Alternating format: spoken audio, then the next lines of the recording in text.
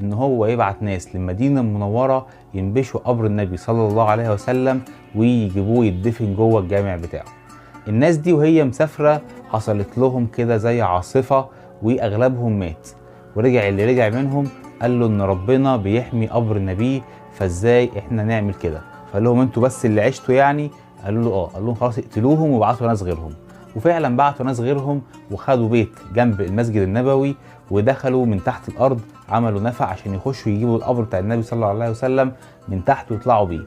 لكن اهل المدينه انتبهوا لامرهم وقتلوهم كلهم. فدخل مع اهل المدينه في مفاوضات. طبعا اهل المدينه كلهم انت مجنون ولا ايه يا عم؟ انت عايز ايه؟ تاخد مين من هنا؟ اتكل على الله. فقال لهم خلاص اخد قبر سيدنا عثمان او سيدنا ابو بكر وسيدنا عمر. قالوا له يا بابا مفيش الكلام دوت، شوف انت رايح فين. وطبعا الموضوع دوت خلص تماما وما قدرش ياخد اي حد منهم.